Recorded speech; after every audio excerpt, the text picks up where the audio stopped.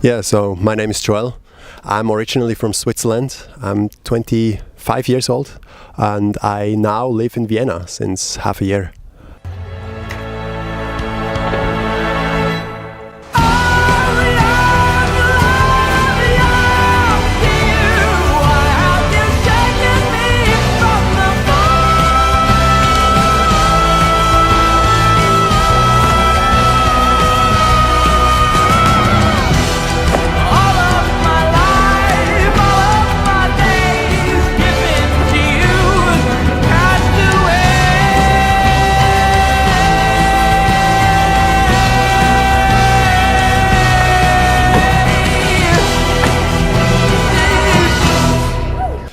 I found out about parkour 2006 from a friend, like a school friend. He showed me the movie Yamakasi, and then we went out right away and was trying to jump around, and then we kind of forgot about it. And then in 2008 we started again, and this is where I got into it properly. I've been training for 10 years. This is my 10th year. Yeah, long time. What are my favorite shoes? To be honest, I don't really care about shoes. I have the Reebok Classic Joggers, I think they are, and I really like them. So I just ordered like 5 pairs, and now I train with them like the past year or so. But yeah, I don't really care about shoes. Like for me, it's important that you can put on a shoe and go training right away, because there are some shoes you have to wear in for a really long time, and that's not what I like. So for me it's just important to have a shoe that feels comfortable and that I can go training with.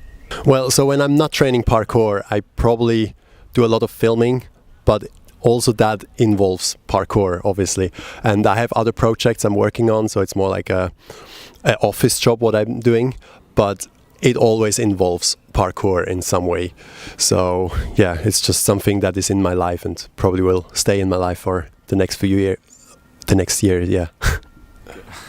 My favorite newcomers are definitely those people who are pushing the sport right now. So like Verki, Travis something. He's definitely, what he's doing in the sport right now is really impressive. Like it's all those congainer prees and all this kind of moves. It's insane, and I'm really glad that I don't have to be the one who has to do this. Like there are other people now who do those crazy flips or crazy tricks, and it's just interesting to see where the sport can go. Like what are the limits or what's possible within the sport, and it's just insane to see that. My favorite type of training is probably chill jumps. So like you go to a spot with a few walls and rails and you just try to be creative. That's also this kind of training that is with the least impact. So you probably can do that as long as you want. But sometimes I also feel like, okay, now I have to do a big jump. Like now I have to go to my limit and see how far I can go. So it always depends on the day and in what kind of mood I am. My favorite place to practice free running is probably Santorini, because yeah, the architecture is just amazing, so many walls, but also Vienna is amazing. Like that's the reason why I moved here, because there are just so many spots and so many different kind of spots. Also England is a really good place. Yeah, there are just a lot of places, but I think it's always interesting because every place is different. So in England you have more, like for example, you have more cat prees, and in Vienna you have more technical things, and Santorini you have just everything. So yeah, it's hard to say what's the favorite place, but there are a lot of good places, that's for sure.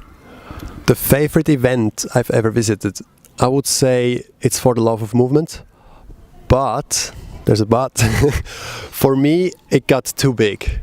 I mean, of course it's nice for newcomers, for like new people that just started training, because they have the opportunity to meet a lot of people. But for me, I really like if there's an event that is kind of small, like with just a few people, that is just nice and chill. There are a lot of those right now, but it's hard to say which one is the favorite again. But For the Love is definitely a good one, that's for sure. My favorite video I've ever watched is probably one of the Storer videos. Yeah, or also Matthias Meyer, Janis Schauer. Those videos are really good too, because really creative. Storer is just pushing the sport so hard because they have a lot of amazing ideas, and they have the opportunities to make those ideas become reality. So that's why I really like those videos. My worst injury I ever had was definitely my broken leg. So 2.5 years ago, I did like a 1.5 cork onto a crash mat in a gym, and I landed on my leg and I broke my fibula. Yeah, that was the worst injury, but it happened in a gym, the place where it shouldn't happen. But other than that, it's just small injuries like twisted ankle or small things. Since I started in 2008, the community definitely changed a lot. But I would say it changed in a good way, that's for sure. But back then in 2008, it was more about doing one jump and then do the next jump. And the big thing that changed now is that people trying to do lines, that is harder and you have to be more creative. And the community just got a lot bigger. Like I remember first time I went to London in like 2009, you went to IMAX and you said hi to everyone, like, because you were like, oh my God, you do parkour and you're here too. That's amazing. But now, like, I just was in London a few weeks ago, and you come to IMAX and there are so many people and they don't even say hi to you. It's just because there are so many people nowadays that it's just normal to run into other free runners. And this is what I kind of miss from the old days, that the family was a lot stronger back then. How I feel about competitions. Well, I did a lot of competitions before. Competitions are definitely a good thing if you're trying to make a living out of the sport, because competitions can bring you to the media and to the public, so that's a good thing. The only thing I don't like about competitions is that other people are thinking that we train for competitions, but that's not true, because everyone knows that if you're in a competition, you're friends with the other competitors, and that's hard to explain, but if you see the insides of the competition, like of the people, you can feel that everyone who's competing, they don't really care who's winning. Like if someone else is winning, like everyone is super stoked about that. So you can see that this family still exists within the competition, but the muggles, like the people who don't train, they don't really see that, and they always think you train for competitions. How I make a living out of parkour, it's a lot of different things that are coming together, and then I can afford my life. But most of it are live performances, video shoots, and right now it's also a lot of social media. It's just a lot of different things that I do, and I'm trying to go outside of parkour as well. So right now I'm doing a lot of creating content, like creative content. So I'm trying to create content for other companies, like product placement content kind of thing. So this is the direction I'm trying to go, because probably one day I won't be able to be an athlete anymore, and then I still want to do something in this direction with like video and project management. Yeah. My plans for the future are definitely training as long as I can. Like, let's see how many more years I can train.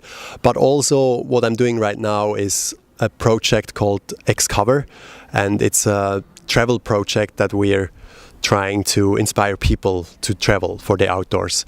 And it's a project that we're doing with other freerunners. And my aim or my goal is to have a project or have something that I can push other athletes as well, so that we can go to a place and create cool content with freerunners, and of course pay them so they can also make a living. So that's this whole idea of the Xcover project that we're doing right now. And PK for life.